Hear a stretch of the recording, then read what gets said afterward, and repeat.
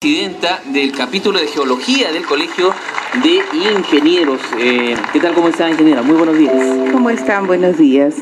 Buenos días y por favor denos luces de cómo podríamos reforzar nuestras viviendas para evitar que las lluvias nos afecten. Por lo menos en la zona costa del país no estamos acostumbrados a hacer viviendas que puedan evitar el impacto de las lluvias. ¿Hay solución? Claro, sí. Bueno, en realidad nosotros no estamos acostumbrados a trabajar en prevención.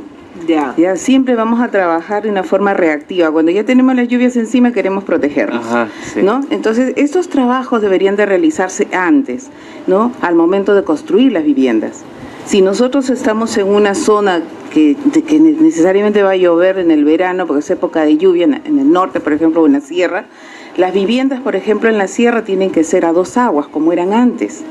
Pero el hecho de llevar el tipo de vivienda de la costa a la sierra, que en la costa, que en Lima, por ejemplo, no llueve mucho. Exacto. ¿No? Entonces, los techos planos a la sierra hacen que los techos se acumule el agua, entonces esta agua humedece toda la estructura. En el norte igual, tenemos épocas de muy intensas las lluvias y también los techos son planos. Entonces, al momento de construcción es donde debe de plantearse, ¿no? ¿Qué cosa hacer? ¿Cómo debemos protegernos? Las canaletas, el tipo de techo y todo, inclinado prácticamente, ¿no? Ahora, en estos momentos que ya estamos con las lluvias encima, que ya muy poco en algunos casos se puede hacer, lo único que tenemos que hacer es protegerla, ¿no? Así los techos, tenemos techos que son muy planos y están acumulándose el agua, pues por lo menos hacer un poco de canaletas para desfogue de las mismas, para que no humedezcan los techos, ¿no? Ahora, tenemos también que hay, en algunos casos, colocar plástico para cubrir. En algunos casos también recomiendan, ¿no? Las envolturas de las bolsas de cemento, que son un poquito más resistentes a la humedad, entonces eso más las bolsas de plástico para poder cubrirlas. También para proteger los bordes de las casas, por la humedad que hay en las veredas, a veces cuando discurre el agua, ¿no? Exacto. Hay que poner bolsas de arena para proteger la estructura en ese caso. Ahora, otro elemento que debemos tener en cuenta son la calidad de los materiales o qué materiales podemos usar para que nuestra vivienda resista, ¿no?, al periodo de lluvias. Claro, lo que pasa es que cuando uno hace un diseño por un especialista, hace un diseño de una vivienda y le ejecuta a otro especialista, un ingeniero o un arquitecto ejecutan la vivienda, saben qué material se debe colocar. Pero cuando alguien quiere hacer su vivienda y abaratar los costos, pues simplemente compra lo más barato. Claro. Entonces eso perjudica la vivienda, no la va a hacer segura. Aparentemente es una construcción buena y segura, pero no lo es. Cuando hay este tipo de eventos, lluvias, se humedece la estructura y va a poder caerse en algún momento, ¿no? De todas maneras sería bueno conocer cuáles son estos materiales, ¿no? ¿Qué es lo recomendable?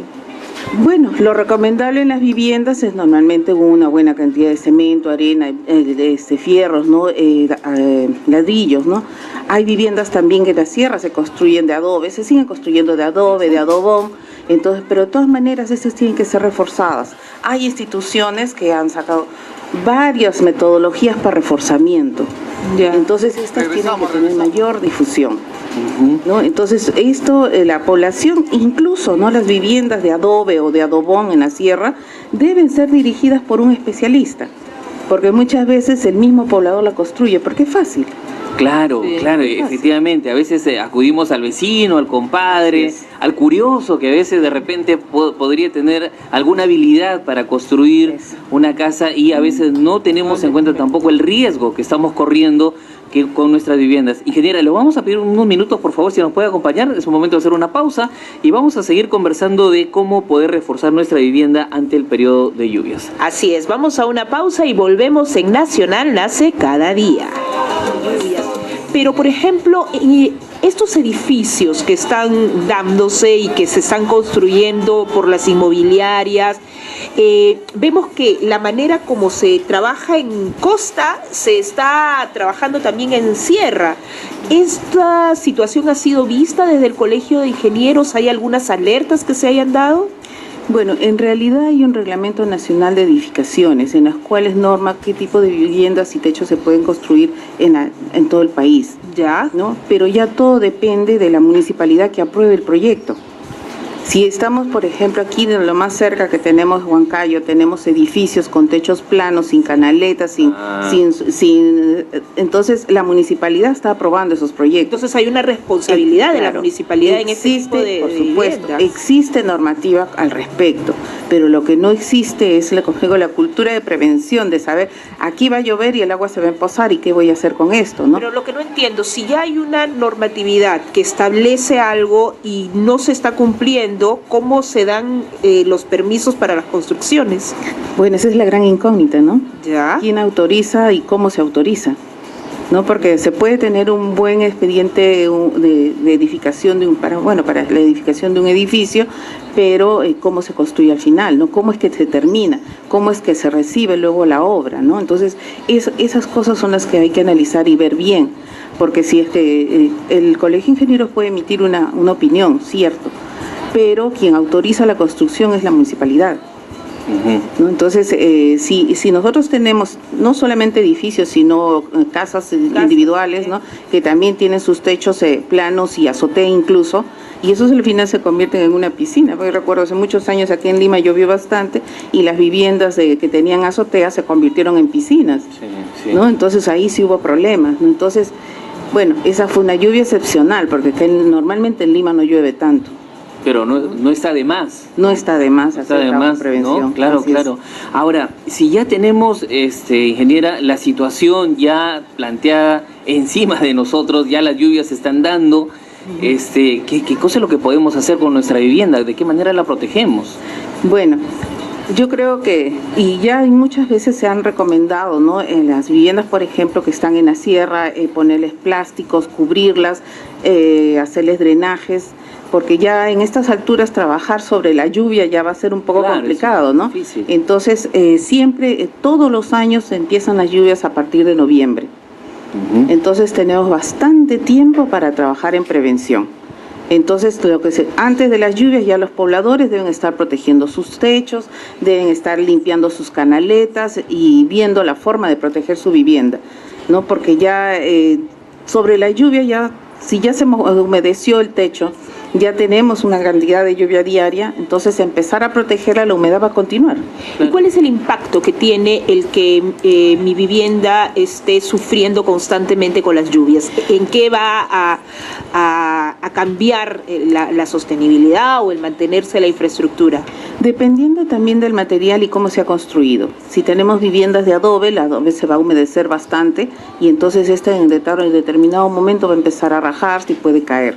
Y puede afectar a la población, ¿no? A las personas que estén habitando ese lugar, ¿no? Y las otras viviendas ya de concreto o las viviendas de ladrillo, pues se van a humedecer de todas maneras y la afectación no va a ser como una vivienda de adobe, pero realmente va a ser más perjudicial a la población porque ya va a haber otro tipo de daños, ¿no? Van a la misma estructura, después van a salir los hongos y esas cosas ya le van a afectar a la población, a la salud de la población. Varias cosas aparecen luego de eso. Claro, y no hay que dejar de lado la responsabilidad de las autoridades regionales, municipales, porque todos los años se dan lluvias, como dice ingeniera, todos los años volvemos a lo mismo y no se ha tomado conciencia en realidad de poder construir algún sistema de drenaje de la ciudad, por ejemplo, que pueda estar acondicionada y poder enfrentar este tipo de eventualidades, ¿no? Claro, todas las ciudades del país en las cuales las lluvias son muy intensas deberían de tener un sistema de drenaje. Si es que lo tienen, dale mantenimiento, porque en realidad lo que muchas veces ocurre es que tienen un sistema de drenaje, pero nadie lo limpia. Los dejan ahí. Lo dejan sucios o tenemos la mala costumbre de tirar la basura allí. Exacto. ¿No? Entonces eso perjudica todo el sistema de drenaje porque lo va atorando, lo va angostando. Pues si tenemos un canal ancho, por ejemplo, de 1 metro de ancho, o para que discurra libremente las aguas de lluvia, pero con toda la basura y desmonte, pues ya no es 1 metro, sino es menos y tiende a rebosar. Entonces eso ya perjudica a la ciudad. Y al final todo el mundo, todos los que pagan sus impuestos, están allí, ¿no? Entonces se está perdiendo tanto tiempo, dinero y la población se perjudica, ¿no? Sí, y bueno, para ir cerrando, creo que es importante hacer algunas puntualizaciones. Primero, que hacer alguna alerta en torno a cómo las municipalidades están dando los permisos para las construcciones. Por ejemplo, yo quiero construir mi casa de una manera adecuada. ¿Qué es lo que tendría que ir? ¿Con quién tengo que asesorarme? En realidad, si nosotros tenemos un terreno ya para construir nuestra vivienda, tenemos que estar seguros de que ese terreno cumple con las medidas de seguridad. No está en una zona de alto riesgo, no es una ladera, no es una zona en que se está deslizando, no tiene agrietamientos y no está propensa a caerse en caso de que hubiera un movimiento sísmico, ¿no? Entonces, lo que hay que hacer primero, normalmente, saber dónde está, como en el caso de Mirabe. No sé si ustedes han visto esta ciudad en Tacna. Allí es una ciudad que está dentro del cauce del río, del cauce de la quebrada. Entonces, si es que deja de llover en 100 años o 50 años, eso no quiere decir que nunca lo va a hacer otra vez, ¿no? Entonces, ha vuelto a llover, el cauce y el agua siempre recuerdan su ruta. No la van a perder, por más que uno derive el agua para un lado a otro, siempre va a decir, este es mi ancho y yo por ahí discurro. Entonces, si esa población, por ejemplo, ya sabía desde el año 2016 de que tenía que irse, pero no han querido salir, han tenido resoluciones, decretos supremos para reubicación, pero no han salido. Ahora la ciudad ya no existe. Exacto. Y felizmente que han entendido, ¿no? Después de toda esta desgracia, han entendido que tienen que movilizarse de esa zona. Pero quiera Dios que las autoridades también hagan su trabajo y los puedan ubicar en suelos que no les traiga mayor complicación, ¿no? En realidad, Mirabe ha tenido un estudio geológico, ya lo ha hecho el INGEMET, porque los especialistas somos los geólogos para poder decir este lugar es bueno para vivir o este no es bueno. Ya han ubicado una zona, ya tenían en Alto Mirabe un área para trasladarse. Pero ¿qué pasa? Estamos apegados a que mi vecina vive acá, mi negocio está aquí, mi trabajo está aquí. Entonces, trasladarme hacia otro lado será avanzar 100 kilómetros más o de repente 100 metros o 10 metros, pero me va a salvar la vida. Exacto. ¿No? Entonces, lo malo es aprender de una forma tan fea. Ver que se destruye mi población, ver que muere mi vecino, ver que pierdo todo, ¿no? Esa es la peor forma de aprender lo que es una cultura de prevención. Perfecto, ingeniera. Muchísimas gracias por acompañarnos. De todas maneras, yo creo que ha sido de mucha ayuda para los pobladores, especialmente en la zona sur y en la zona norte también, que nos están escuchando a esa hora de la mañana. ¿Algo más que quiera agregar? Bueno, yo creo que, como ya les digo, ¿no? Deben de aprender a lo que es la cultura de prevención y uno tiene que saber que el lugar donde ingresa, el lugar donde está es seguro para la vida y saber también, ¿no? Si uno ingresa, por ejemplo, a un centro comercial, por dónde va a tener que evacuar en caso de que ocurriera algo, ¿no? Siempre estar pendiente en la seguridad de las personas. Perfecto, muchísimas gracias a la ingeniera Rosario Guevara, presidenta del capítulo de ingenieros geólogos del Colegio de Ingenieros del Perú. Muchísimas gracias. Muchas gracias.